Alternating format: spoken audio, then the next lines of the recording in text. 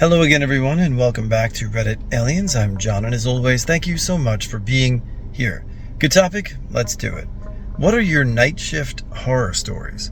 Please remember to like, share, and subscribe. Work in the winter for me is plowing and snow removal. It was late, and I had been out for over 24 hours at this point. Pulled over into a small cul-de-sac, with the nearest house being over 100 yards away, so I could let the truck stay on so I could stay warm. Six-wheel Mack things loud. As I'm nodding off, there was a very loud bang, and it felt like someone then pulled on my driver's side door handle. Luckily, I always locked my truck doors. I immediately threw on every strobe and rear headlight and started looking around, and I saw absolutely nothing. It scared the shit out of me. Needless to say, I never sleep anywhere other than in lit parking lots now. I worked as an evening manager at a major Hilton property. I got a complaint from a bunch of guests about the noise coming from one of the rooms. It turns out a drunken man was beating the shit out of his wife and had the door barricaded so we couldn't get in. I called the cops and they had to get into the room using the balcony from the room next door. I'm still traumatized by what I saw when they finally arrested him and got the wife out of the room.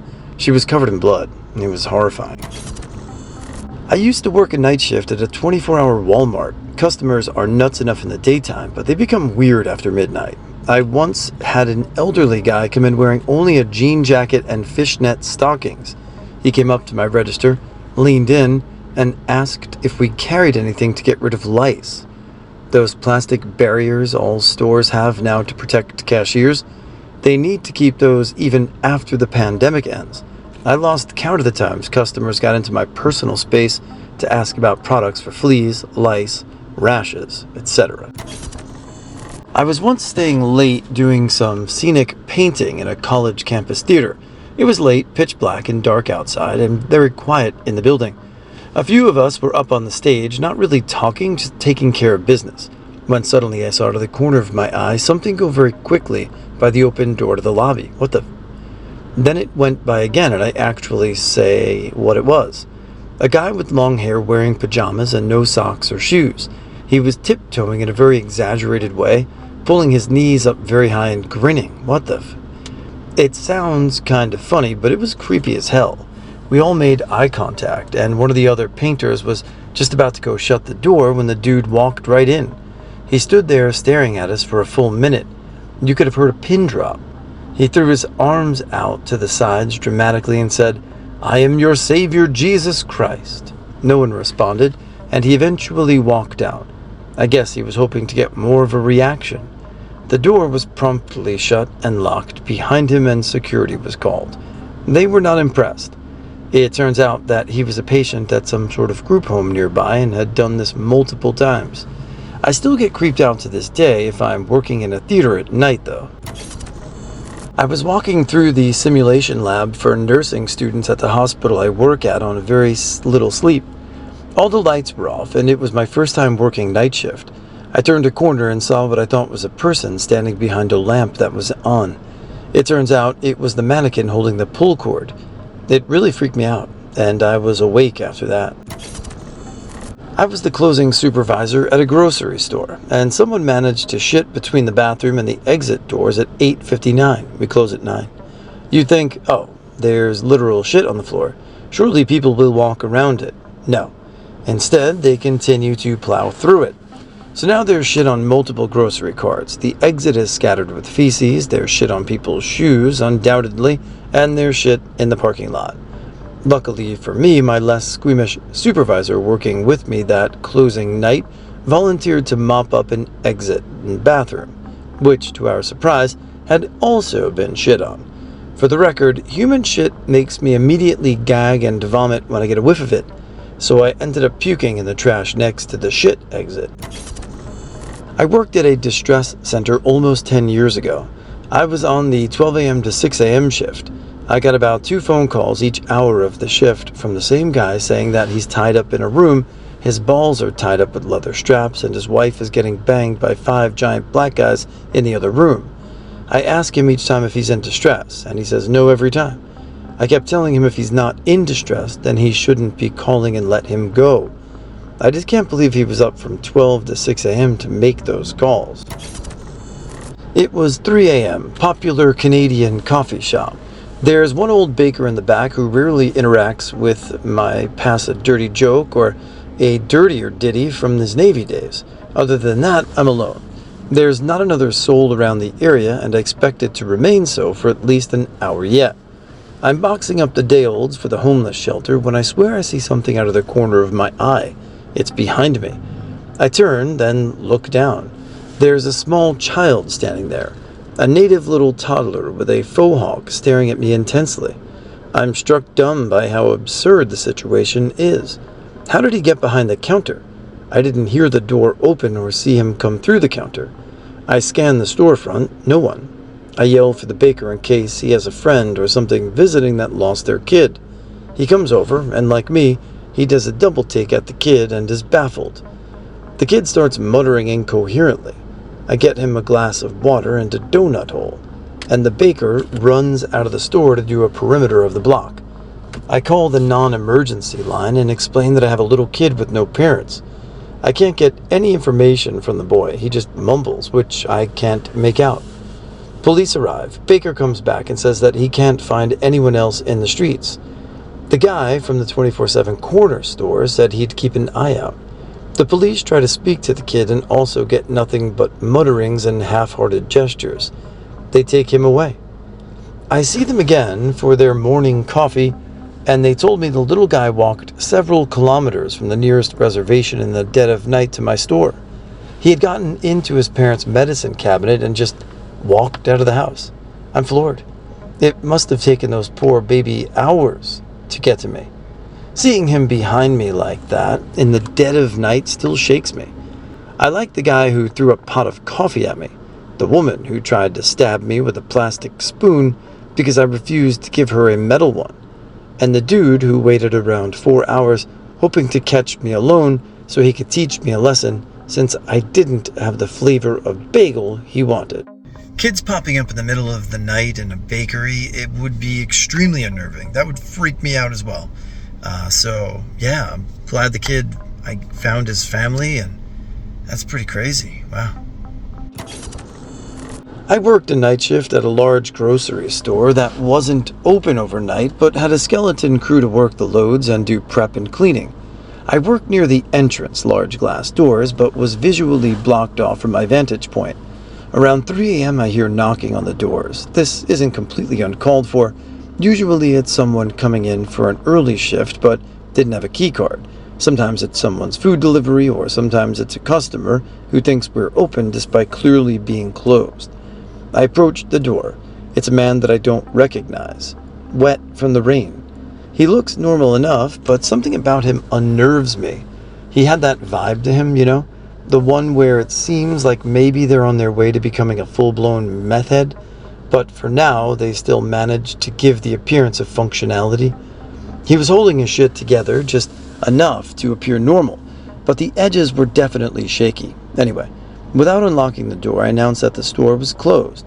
He told me that he just needed my help. His car had broken down in the parking lot and he needed a boost. I didn't drive, so I told him I couldn't help him. I should have walked away there, but he was out in the rain, and I did legitimately feel bad. So I told him I would see if anyone of our few crew members did drive. I did find someone who was willing to help, and I got the night crew manager involved as well. We went out. It turns out he was parked a bit off from the entrance in a fairly secluded spot, and he had a lady with him. There was a similar vibe with her, almost, but not exactly normal. It didn't click right away, but I figured they had been hooking up in the car in the parking lot, maybe left the radio or lights on and drained the battery. To me, that explained the weird, unnerving feeling. They either felt ashamed or guilty, and it was showing through. Anyway, my coworker goes over to help give him a boost. The manager and I stay out of their way with him nearby watching. The two lovebirds kept peeking over at us, a bit uncomfortably. After a few moments, the coworker returns from the car and hurries us back inside. We don't see them drive off, which seems odd. We get inside, lock up again, and then the coworker thanks us for staying out there with him and not leaving him alone with them.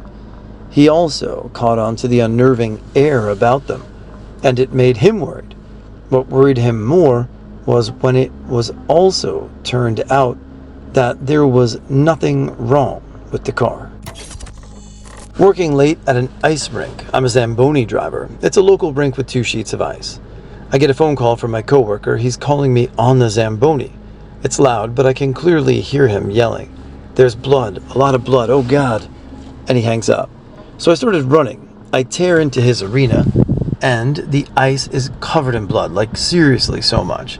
Then I realized how stupid we were. Well, him more than me. When he started resurfacing the ice, a hydraulic line to his board brush blew and started spewing out red hydraulic fluid. It looked like crimson blood on the ice. I ran onto the ice and told him to pull off. He was frazzled and driving in circles, since he lost hydraulic pressure. He couldn't pull his coordinator up when trying to get off the ice. He rubbed the blade on the Zamboni, but there wasn't much else he could do. He couldn't leave it on the ice. I told him it was hydraulic fluid, not blood, but he should check for dead bodies around the rink anyway. Best part, after he got off the ice with fear in his eyes and adrenaline pumping, he asked, "Hey, can you call our boss and tell him?" "No, it's 2 a.m. It broke on you. You have to call him. That's how it works." TLDR. I saw on camera a homeless man fall about 50 feet, landing on his feet and shattering his ankles and wrists. Survives and is taken to the hospital. Fun coincidence at the end. I worked overnight security at a convention center for a few years. One night at like 2 a.m. I was on camera chit-chatting with another officer who was manned at what we call base. I saw a homeless dude go up our outdoor elevator to a public terrace, and I was keeping an eye on him, no big deal. He goes to a corner just out of reach of our cameras, a corner known to us for people to usually catch a quick nap in. I called on the radio to our nearest patrol officer, who was also patrolling with my supervisor, to say that this guy was hanging out here doing whatever. They casually start walking toward the area. Upon their arrival at the scene, the next thing I know, on another camera directly below the terrace corner, like 50 feet below, also right outside our office, is that I see a body drop straight down and land on their legs, collapsing to the ground. I quickly stand up from my chair and am panicking. Holy shit, holy shit, holy shit. I grab the first aid kit and run out of the office to go outside.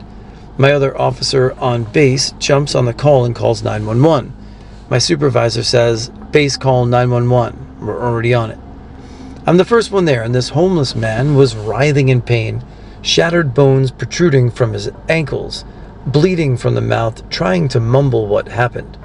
He managed to roll over, and I see his hands are also fucked up, with more bones protruding from his wrists. I don't dare touch him, and I doubted my first aid kit would have helped at all. My supervisor and another officer come running down the stairs to the scene. Apparently, when they arrived at the original scene on the terrace, my camera's blind spot, the guy was sitting on the ledge with a 50-foot drop directly below him. My supervisor yells, "Hey, get down from there." And the homeless dude just lifts himself up and drops, not a word spoken. First responders arrive and take him to the hospital. I, of course, had to write the report and review video of the incident. A cop comes an hour later and shares his condition, saying that he survived but will most likely never walk again. There was no major internal organ damage. Now for the major coincidence. A few days later, I get a new roommate who brings his girlfriend over. We're all hanging out, talking and drinking. I share the work security at so-and-so, and the new roommate's girlfriend says, "Oh, didn't you guys just have a homeless man fall off your terrace and almost die?" What the How did she know that? There was no media coverage.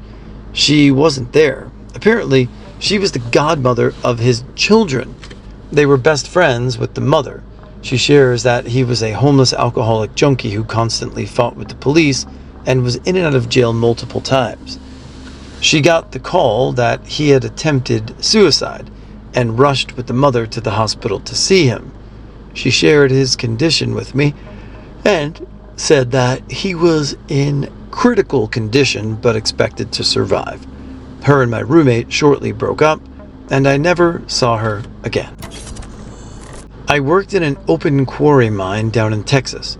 We had this storm where it rained like a motherfucker for hours and hours. Being night shift, 6:30 p.m. to 6 a.m. supervisor, I was in charge of about 8 Cat 745 haul trucks, 2 Cat 390 excavators, and 6 Cat 980 loaders, 2 DB dozers, and 1 D9 dozer. It was about 2 a.m. when I had 3 haul trucks get stuck in the bottom of the mine, just spinning their tires endlessly. It was horrible. Since we're talking about tens of thousands of dollars of production per shift, I had to get permission to shut the mine down from the superintendent and relay that to the supervisors up in the plant that washes and dries the material, frac sand. They wouldn't shut down because I said so. I called him at least 13 times within the hour to get him to shut the mine down. Since it was 2 a.m., he never answered, which never happened as he was always had the phone on him. 4 of us were soaking wet and covered from head to toe in mud to the point where you couldn't even tell we were wearing neon green high-vis safety gear. We got the trucks pulled out of the mine after roughly 3 hours of using a combo of the dozers, loaders, and excavators to essentially build a new road for the drier materials. The superintendent got in at 6 a.m. for the 6:30 a.m. to 6 p.m. shift, took one look at the mine, and shut it down for the day. Turns out his phone charger had come unplugged, and his phone died in the middle of the night. I never knew I had called. I was working the Christmas Eve night shift in my local emergency department. The clock struck 4 a.m. on Christmas morning, and the emergency buzzer sounded. A 74-year-old male patient had gone into sudden cardiac arrest. The buzzer wasn't working properly, so we couldn't locate exactly where in the department it was coming from. Once we finally figured it out, we got in there, and I took over chest compressions, a team of anesthesiasts, nurses, doctors, and 20 minutes later, we managed to get him back for just long enough for his family to come and say goodbye to him.